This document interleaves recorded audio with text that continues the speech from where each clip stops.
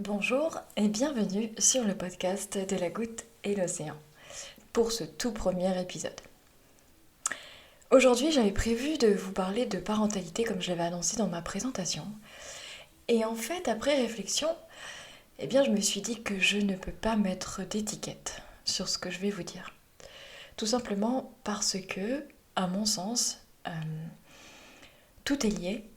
Et lorsque je parle de parentalité de manière générale, j'y mêle forcément la spiritualité dans le sens que j'utilise mes valeurs et que j'utilise ce qui me parle et la façon dont je vois les choses par rapport à mon enfant ou par rapport aux enfants de manière générale à travers en fait ce que je crois. Et là, entendez-moi bien, je parle de manière très large. Je parle de croyances hors dogme, parce que je ne considère pas que je crois en une religion à part entière. J'ai tout un tas de croyances. Je crois en tout un tas de choses parce qu'elles me parlent, parce qu'elles vibrent, parce qu'elles résonnent en moi. Et lorsque je parle de spiritualité, du coup, pour moi, ça reste très large. Je veux pas que ce soit tout de suite rebutant. Enfin, j'espère que ça ne le sera pas pour vous, parce que c'est juste, voilà, ce à quoi j'aspire, et c'est ce qui me parle lorsque j'appréhende la parentalité, lorsque je l'expérimente. J'ai intitulé ce podcast « Il y a de la colère dans l'air ». Parce qu'en ce moment, peut-être que vous vivez ça aussi, mais chez nous, en ce moment, on a quelques vagues de colère assez intenses. Et je pense qu'il n'y a pas de hasard, puisque je pense que c'est assez évident, c'est que la colère, elle est dans l'air en ce moment. Elle est dans l'air du temps et elle est présente, elle plane un peu au-dessus de nos têtes comme ça. Elle plane un petit peu comme ça au-dessus de nos têtes avec tout ce qu'il se passe actuellement à l'extérieur et du coup, elle arrive à l'intérieur. C'est ma vision des choses. Ce que j'aimerais d'abord expliquer, c'est qu'il s'agit ici de ma vérité. Il ne s'agit absolument pas de la vérité, puisque je ne pense que personne ici peut prétendre la détenir, ni la connaître. En tout cas, je parle d'ici-bas. Je pense que nous avons tous nos vérités, notre prisme. Et c'est à travers ce prisme, le mien, à travers mes lunettes, que j'ai envie de vous parler et que j'ai envie de vous faire part de ma façon de voir les choses et de ma façon de l'appréhender. J'avais envie de parler de colère parce que j'ai une petite fille qui va bientôt avoir 6 ans et qui en ce moment vit des tempêtes émotionnelles assez puissantes. Alors il y a des périodes, comme tous les enfants je pense à cet âge-là ou même avant, il y a régulièrement des périodes comme ça où il y a des tempêtes émotionnelles qui traversent.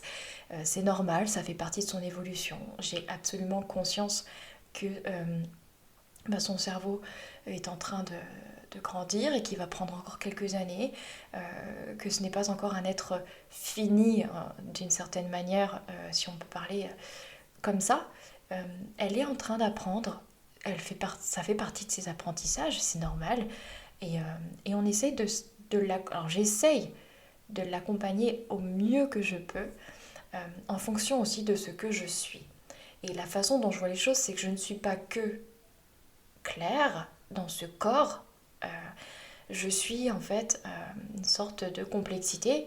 Je suis claire, je suis tout ce qui est mon corps, au-delà de mon corps, ce qui est à l'extérieur de mon corps, ce que je pourrais appeler l'âme ou l'esprit, je ne sais pas comment vous appelez ça.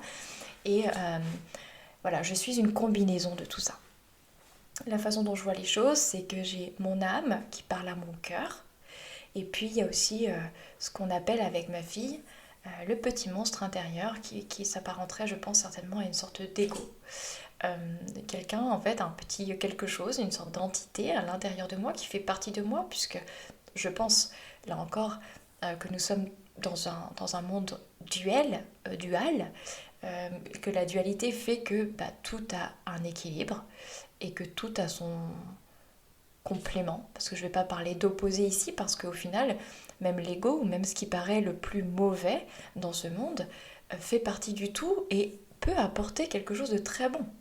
en fait. Donc je pense qu'il y a des jugements de valeur, des étiquettes qu'on colle sur toutes ces choses qui me paraissent pas forcément très justes.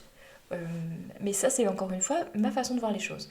Donc en fait, celui qu'on appelle le petit monstre intérieur avec ma fille, c'est celui qui a tendance à vouloir se nourrir de la colère, de la peur, de l'angoisse, se remémorer de mauvais souvenirs et puis de se les remémorer d'une manière très puissante avec les émotions de l'époque. Vous voyez, comme si on allait rechercher dans le passé le souvenir accompagné des émotions, qui est un gros package pas super cool, et qu'on ramène dans le présent, et puis qu'on laisse exploser de nouveau dans le présent, dans nos cœurs.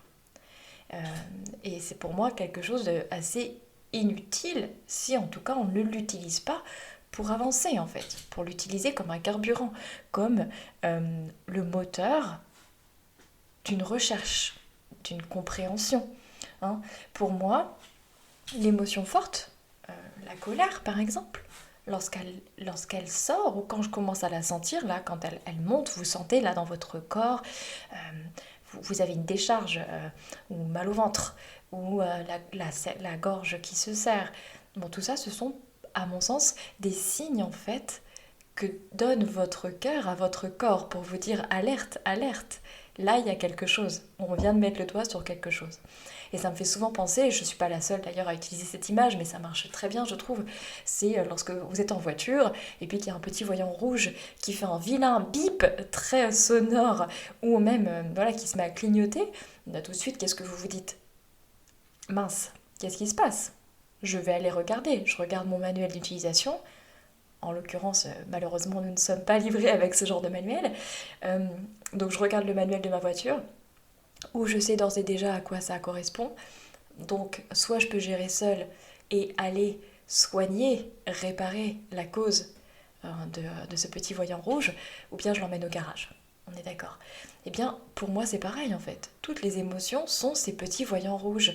Et encore plus, ces émotions assez fortes, ces émotions assez négatives, entre guillemets, comme la colère, parce qu'elles viennent en fait alerter sur quelque chose que nous avons peut-être à travailler ou qui ne va pas. Et donc, nous donne une piste. Et donc, en ça, au fond, elle n'est pas négative, puisqu'elle est utile. Mais en fait, le truc, c'est que tant qu'on ne va pas réussir à la regarder en face, elle va continuer à revenir, en fait. Et même, à un moment donné, on va y céder. Et puis, on va peut-être aller dans des accès de violence, des rages absolument incroyables. Surtout, je parle plutôt des adultes, parce que les enfants, c'est beaucoup plus difficile, je pense, en tout cas, pour eux, d'aller regarder cette colère. Parce que c'est pas évident, ils sont pas encore à même d'observer, d'avoir, c'est assez difficile, je pense, de pouvoir le regarder de l'extérieur. En tout cas, c'est ce qu'on essaye de faire avec ma fille. De temps en temps, ça marche. Alors ça va dépendre aussi de l'état d'esprit, de tout un tas de variables, hein, si l'enfant est fatigué ou pas, si finalement ce qui l'a mis en colère est quelque chose de très puissant, quelque chose qui la touche extrêmement profondément. Un exercice donc que nous faisons depuis un moment et qui est lié notamment à ma lecture, je crois quand elle était toute petite, vraiment assez bébé, des livres d'Eckhart Tolle. Et lorsqu'il explique notamment ce qu'il appelle le corps de souffrance. Alors je ne sais pas si vous êtes familier avec Eckhart Tolle et donc ce fameux corps de souffrance. En bref, le corps de souffrance, c'est un peu celui que nous appelons avec ma puce ce petit monstre intérieur. C'est en fait une partie de vous, une partie de nous, qui se nourrit en fait de la colère, de toutes ces choses négatives, entre guillemets. C'est celui qui se nourrit des souffrances, de celles du passé, de celles des autres notamment. Par exemple, je me rappelle, ça m'avait marqué lorsque ma fille était toute petite. Nous devions partir, j'avais un rendez-vous ou quelque chose, j'ai essayé de la préparer, elle était assez jeune, elle devait avoir à peine 2 ans. Donc je lui avais expliqué, je l'avais préparée et elle voulait absolument pas mettre de chaussures, il faisait extrêmement froid.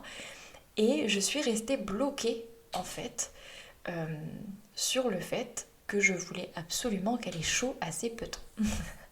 Et avec le recul, j'en rigole parce que je me dis quelque part c'est ridicule d'avoir bloqué là-dessus. Et là encore, c'est un jugement de valeur. Et à l'époque, eh bien, il fallait certainement que je me confronte à la colère que j'allais ressentir. Je me suis fâchée, je voulais absolument qu'elle mette ses chaussures et j'avoue, je voulais pas être en retard à mon rendez-vous. Et en fait, à un moment donné, je sentis en fait en moi que je me sentais en colère et impuissante. Et c'est assez étrange, mais j'ai cette vision de moi en fait qui du coup sort de son corps un petit peu comme ça, comme si je pouvais m'observer. Et, euh, et d'ailleurs j'ai eu ce mouvement de recul où je me suis reculée dans mon salon, puisqu'elle était dans l'entrée en fait, je la voyais, mais je me suis mise à distance. Et à ce moment-là, en fait, le livre d'Eckhart Tolle, donc ce côté corps de souffrance, m'a parlé. Ça ça m'a frappée et je me suis dit, je, je dois je dois lui envoyer un message. Mon corps de souffrance, quelque part, envoie un message et elle se met en colère parce que je viens titiller quelque chose. Et puis elle, il y a sa frustration qui sort et qui explose et qui vient titiller quelque chose en moi. Et j'avais l'impression que nos deux corps de souffrance jouaient au ping-pong. Voyez, c'est un peu la vision que j'ai du truc. Euh, et du coup, en fait, je me suis laissé quelques minutes, quelques secondes, je sais plus. Et j'ai respiré, mais alors vraiment très de manière exagérée, en soufflant très fort. Et en fait, au plus j'essayais de me concentrer sur ma respiration, au plus je voyais qu'elle se calmait au loin. Elle était à quelques mètres de moi. Elle était par terre, et elle se calmait, elle s'apaisait. Et au plus je me calmais, elle se calmait. Ça, c'est quelque chose que j'ai pu remarquer, en tout cas avec ma fille. Alors peut-être que voilà, on n'est que toutes les deux, on a une connexion particulière, mais je pense que ça peut fonctionner presque avec tous les enfants. C'est que à partir du moment où nous, adultes, on arrive à rester calme, je pense que de toute façon tout le monde sera d'accord pour le dire, à partir du moment où on reste calme face à quelqu'un en colère, on n'attise pas sa colère. Au contraire, on va l'aider à apaiser sa colère. Et aujourd'hui qu'elle est plus grande, on essaye de mettre des mots dessus et je lui ai expliqué ceci. Que la façon dont je vois les choses, c'est que toutes les deux, nous sommes faites bien, de la lumière et de l'ombre, du cœur et de ce petit monstre intérieur. Et alors on ne diabolise pas, puisqu'il fait partie de nous, il n'y a pas... Voilà, il n'est pas méchant, on ne veut pas le tuer, le terrasser, mais on veut le dominer, on veut le calmer en fait, on veut le rassurer. Parce qu'en fait, quelque part, il est là un peu pour nous protéger, c'est une sorte d'instinct de survie, c'est ok en fait, il fait partie de nous. Seulement, depuis, je pense, des éons, depuis des générations, je ne saurais pas dire depuis quand, je pense qu'en fait, on a tellement été dans cette survivance, je ne sais pas si ça se dit, mais de cette manière d'avoir tout vu un petit peu à l'envers, eh bien, on n'a pas laissé parler nos cœurs, en fait. On a plutôt tendance à être constamment dans la réaction, dans la colère, dans la violence, dans le contre, dans l'extérieur. Aujourd'hui, je pense qu'il faut qu'on revienne à l'intérieur et qu'on retrouve tout ce qui est beau, en fait, et tout ce qui nous apporte du bien-être et ce qui nous fait sentir bien. Là encore, c'est ma vision des choses. Donc ce petit monstre intérieur, il a pris un peu trop de place et d'ores et déjà, à même pas 6 ans, il est déjà très très présent. Et je lui dis souvent à ma fille, en fait, il prend le micro. C'est un peu comme s'il volait le micro de ta voix. Au lieu de laisser parler ton cœur, il est plus rapide, lui. Lui, il est monté sur roulette, quoi. Il est sur ses petits rollers. Et puis, en fait, lorsque quelque chose te dérange, lorsque quelque chose ne te plaît pas, eh ben, il prend le micro plus vite que ton cœur. C'est-à-dire que ton cœur, il n'a pas le temps de venir t'apporter de l'amour, il n'a même pas le temps de venir te rassurer ou de dire « dis les choses, exprime les choses, utilise des mots pour dire à maman ce qui va pas, ce que tu ne veux pas ou ce qu'il ne t'a pas plu, etc. » Non, il est dans la réaction, le petit monstre. Alors il arrive et puis il se dépêche et puis en fait il se cache derrière un gros caillou, il fait semblant d'être toi et puis alors il crie tout de suite. Il s'énerve. Parce qu'il adore ça, lui, il a besoin de ça, il se nourrit de ça, il se nourrit de la colère, il se nourrit de ta tristesse, de cette émotion pesante. Et puis du coup, il laisse pas le temps à ton cœur de venir te parler ou de venir chercher une autre réaction possible. Alors on essaye de le regarder ensemble une fois en général qu'elle est calmée. C'est-à-dire que parfois la tempête émotionnelle, elle arrive, elle explose quoi, littéralement. Et vous savez pertinemment qu'on ne peut pas faire grand-chose en général quand on est en plein dans l'éruption volcanique quoi, quelque part. Hein. Donc on attend toujours que ça redescende un petit peu. En général, on sent quand ça commence à se calmer. Je sais que moi, en général, ce que je fais, c'est que je tente une approche non verbale. Je m'approche et j'ouvre mes bras. J'ouvre grand mes bras pour lui proposer un câlin. Si elle n'est pas prête, si elle continue de bouder ou qu'elle continue à crier, c'est que c'est pas encore le moment.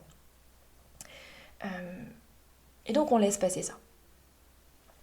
Et puis une fois que c'est passé, on essaie de comprendre, on essaie de mettre des mots. Parce que j'insiste toujours sur le fait que c'est désamorcer, bien souvent en fait, en utilisant des mots, on désamorce quelque part ce qui ne nous va pas, ce qui ne nous convient pas. Et elle est suffisamment intelligente, elle est suffisamment grande aujourd'hui pour réussir à utiliser des mots parce que, en fait, bien souvent, elle arrive à le faire parfaitement bien après coup. Donc, ce qu'on essaye de faire en ce moment, c'est d'essayer de se dire, ce serait bien, c'est d'essayer de me le dire dès que ça vient. Dès que tu sens que quelque chose que j'ai fait ou dit, ou pas forcément de ma faute d'ailleurs, ça arrive que ça explose à cause d'une frustration, parce qu'elle n'arrive pas à faire quelque chose. Ce que j'ai tendance à lui dire d'ailleurs, je lui répète souvent, ce n'est pas parce que tu n'y arrives pas maintenant que tu n'y arriveras jamais. Tu n'y arrives pas encore, mais moi je sais que tu en es capable. Ça c'est aussi important, c'est de redonner confiance un peu. Hein. Et alors, on se met toutes les deux comme ça et on discute. Et en fait, quand elle est encore un petit peu entre les deux, qu'elle ne sait pas trop si elle doit arrêter de bouder ou pas, eh bien ce que je fais, c'est que je fais parler le petit monstre. Je me mets à sa place en fait. Et donc je prends une petite voix parce que ce petit monstre il est pas méchant, hein, c'est pas un diable horrible, sanguinaire, etc. Il ne s'agit pas de faire flipper les enfants. On le voit plutôt comme une petite bête un petit peu, vous voyez, comme dans Monstres et compagnie, on va dire, qui est plutôt mignon, mais en fait qui nous apporte pas grand chose quoi. Et donc on essaie de le rassurer. L'idée c'est de visualiser comme si on allait le caresser dans le sens du poil en lui disant hey, c'est ok, tout va bien. Et alors en fait ce que je fais c'est que je lui dis mais est-ce que tu te rends compte qu'en fait il a été plus rapide que ton cœur. Il a volé le micro, il a fait croire que c'était toi et puis il s'est mis à crier après maman. Oh je suis pas content, je suis vraiment en colère, et vas-y que je tape dans un truc et que je balance mes jouets. Et puis on sait jamais, peut-être que d'ici là, maman elle va se fâcher aussi, comme ça on va jouer un petit peu avec son petit monstre à elle, parce que, il faut l'avouer, j'ai encore à travailler sur le mien, à l'intérieur. Donc en fait, quelque part, on peut aussi l'utiliser comme ça, je lui dis d'ailleurs. Je lui dis, mais quelque part, tu vois, lorsque toi tu te mets en colère comme ça, moi, il se passe quelque chose à l'intérieur de moi. Parce que mon petit monstre à moi, il est connecté au tien. Et donc tu m'envoies un signal, ou tu lui envoies un signal plutôt. Et il a tendance à... il est titillé aussi, tu vois. Donc quelque part, lorsque toi tu te sens comme ça et lorsque toi tu exploses, tu me permets de travailler. Donc tu m'aides. Donc je te remercie, chaton. Alors souvent ça l'interpelle, et puis elle commence à sourire. Et puis je lui dis, puis regarde-le un petit peu, là, il est tout content. Ouais, super, maman, elle va s'énerver et tout. Puis il suffit que je me fâche ce jour-là. Et là, il est trop content. Il dit, ouais, super, on va se chamailler avec le petit monstre de maman. Et puis voilà, je joue comme ça, en fait. Et ça l'amuse. Et à partir de ce moment-là, elle se calme, parce qu'elle m'écoute, elle m'entend rire, elle m'entend donner une voix rigolote à ce petit monstre intérieur. Et même parfois, elle me demande de continuer, en fait. Et donc, on joue comme ça. Et puis parfois je lui dis, mais comment tu te sentais toi à ce moment-là? Qu'est-ce que te dit ton cœur? Ou qu'est-ce que t'en dit ton corps? Parce que par exemple, elle va être capable de me dire, j'avais mal au ventre, très fort. Ou j'avais mal là dans la gorge, parce qu'en plus je criais fort, maman. Oui, je sais chérie. Mais pourquoi j'ai mal à la gorge? Parce que tu hurlais, chaton. tirer sur tes cordes, là, sur tes cordes vocales, et ça fait très mal, c'est normal, chaton. Ok, alors pourquoi je ressens ça dans mon corps? Eh bien, parce que lorsque tu laisses le micro à ton petit monstre, ton cœur, il a plus le micro. Alors qu'est-ce qu'il fait?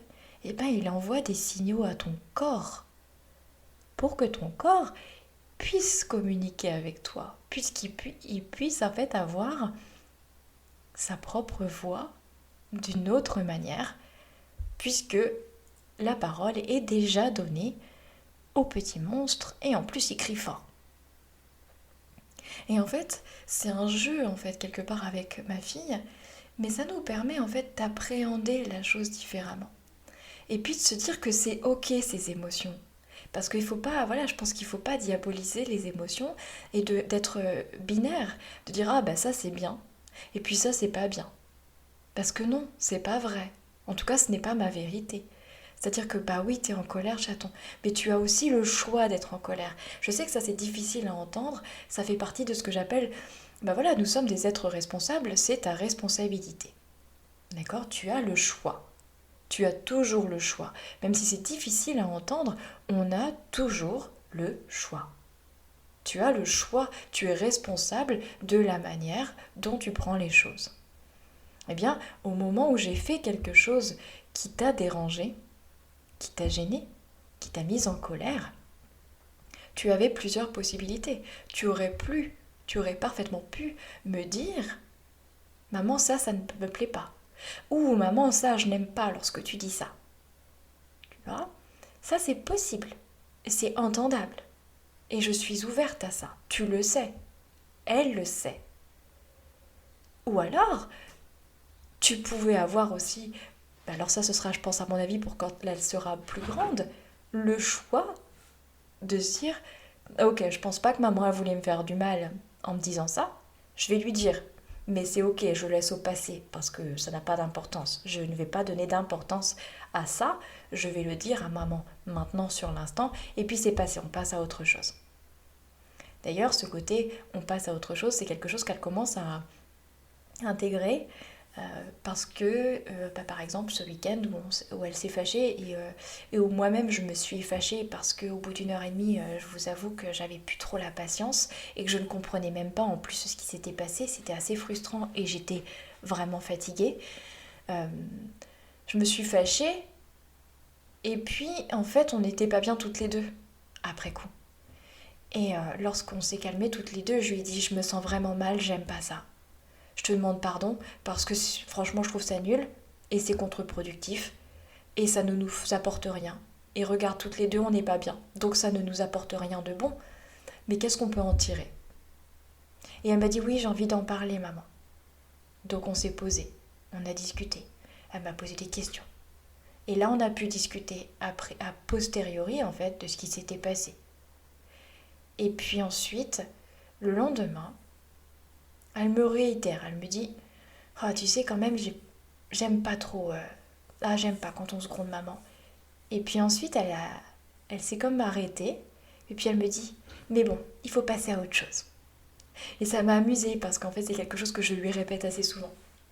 Je dis une fois qu'on a crevé l'abcès, une fois que nous nous sommes parlé, une fois que nous avons exprimé nos émotions, exprimé notre pardon, parce que toutes les deux, nous nous demandons pardon lorsque nous considérons que nous n'avons pas agi d'une manière juste, etc. Eh bien, je pense qu'en fait, elle et moi, nous sommes capables de nous demander pardon. Parce que nous nous aimons, tout simplement. Et je pense que c'est normal, en tout cas pour moi, c'est tout à fait normal, de demander pardon à tous les êtres que j'aime. Parce que voilà, on fait les choses de manière involontaire parfois. On n'est pas encore bien maîtresse de soi-même et puis voilà, ça pète, on se fâche, c'est nul ou alors c'est pas cool, mais on apprend et on grandit. Et je pense que c'est super important d'apprendre ça à nos enfants depuis qu'ils sont tout petits. Parce qu'ils vont en vivre en fait des émotions très fortes, du conflit, euh, des choses comme ça qui vont exploser à l'intérieur d'eux-mêmes. Mais moi, la façon dont je vois les choses, c'est que mes émotions, elles répondent aussi à tout un tas de choses qui ne correspondent pas à l'instant présent. C'est-à-dire que moi, lorsque je réagis sur certaines choses, je sais pertinemment qu'elles viennent appuyer sur des choses en fait qui ne sont pas guéries à l'intérieur de moi. Ou peut-être même qui ne m'appartiennent pas complètement, parce que je crois vraiment à l'intergénérationnel. Je pense vraiment que on se transmet bien plus que du gène physique, et que voilà, il y a une réponse qui est presque épidermique parfois. On ne sait même pas pourquoi, vraiment, concrètement, consciemment. Mais on sait que ça vient appuyer sur quelque chose. Et c'est là où on prend notre responsabilité. Soit on arrive à aller travailler dessus seul ou accompagné, et du coup désamorcer certaines choses, ou alors on arrive voilà, à prendre les choses différemment. C'est pour ça que j'avais envie de vous parler de ça, parce que aujourd'hui la colère, elle est là chez nous, mais elle est là à l'extérieur en fait. Mais au final, ce qui se passe aujourd'hui chez moi, quelque part, c'est à l'image de ce qui se passe à l'extérieur, aujourd'hui dans le monde. Cette injustice, cette impuissance, cette colère face à quelque chose qu'on ne comprend pas, eh bien elle est légitime et elle est nécessaire puisqu'elle est enseignante, en fait, quelque part. Je pense que toutes nos émotions, bonnes ou mauvaises, entre guillemets, viennent en fait nous enseigner quelque chose. D'ailleurs, pour moi, les pires émotions, entre guillemets, finalement, sont les meilleures enseignantes. Tout comme les pires moments de ma vie, finalement, m'ont enseigné. Celles qui m'ont fait le plus souffrir, au final, m'ont appris des choses d'une grande puissance, d'une grandeur même incroyable. Donc je pense que dans la parentalité, on ne doit pas diaboliser ce que l'on considère comme mauvais. Parce que ce que vous considérez comme mauvais n'est pas forcément ce que je considérerais comme mauvais. Et comme je déteste les étiquettes, eh bien, je n'ai pas envie d'enfermer dans une boîte une émotion comme étant mauvaise ou une émotion comme étant bonne. Une action comme étant mauvaise ou une action comme étant bonne. Puisqu'en fonction de qui la regarde, eh bien, elle n'aura pas la même connotation. Donc à partir de ce moment-là, je me dis qu'il nous appartient d'être extrêmement tempérés et de comprendre eh bien, que tout est un équilibre en fait. Et que l'émotion de la colère, en l'occurrence, est un outil.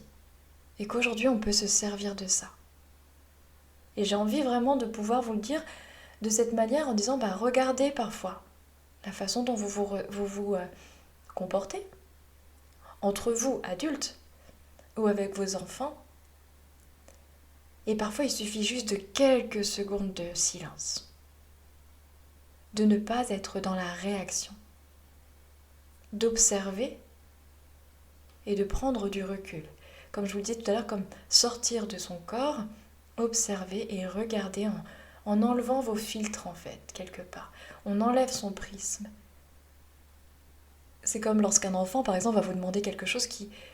Est-ce que je peux faire ça, ceci, et qui normalement n'est pas dans vos règles habituelles, entre guillemets, pas dans vos habitudes. Il s'agit juste de se poser la question, est-ce que ça me gêne vraiment, en fait? En quoi ça va me déranger? Alors c'est possible que ce soit vraiment quelque chose qui aille contre vous, complètement, contre vos valeurs. Et là, c'est plus fort que vous ne pouvez pas, mais vous l'expliquez du coup. Et ça s'entend. Et ensuite, si l'enfant se met en colère, eh bien, vous pouvez entendre sa colère. J'entends ta colère, chérie. J'entends que ça ne te plaise pas. Je peux parfaitement comprendre que toi, tu avais envie de faire autrement, mais voilà, ça va à l'encontre de mes valeurs. Ça va à l'encontre de ce que j'ai besoin pour ma maison, par exemple. Donc je suis désolée que ça te rende triste ou que ça te mette en colère, vraiment, parce que je n'ai pas envie de te faire du mal, mais j'ai aussi besoin de me respecter. Et ça, c'est ok en fait. Mais ça veut dire qu'à partir du moment où vous vous écoutez, en vérité, eh bien vous êtes du coup capable Et vous vous mettez aussi activement à l'écoute de l'émotion qui va répondre en fait, qui va être la conséquence de votre décision. Voilà. J'espère avoir été claire et j'espère avoir apporté peut-être des idées. J'espère en tout cas que ça fera naître en vous des idées de jeu peut-être avec vos enfants.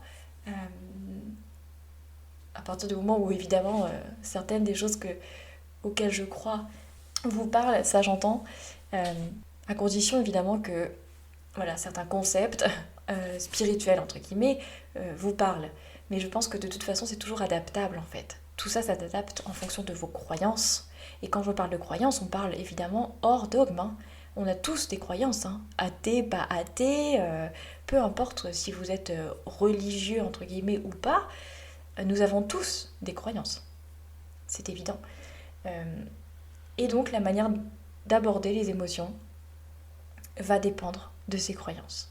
Et il n'y a pas de jugement de valeur en fait. Il y a juste respecter vos valeurs et être aligné avec soi-même et suivre son chemin. Voilà, c'est tout ce que j'avais envie de partager aujourd'hui sur ce podcast. Je vous remercie énormément de votre écoute et je vous dis à très bientôt.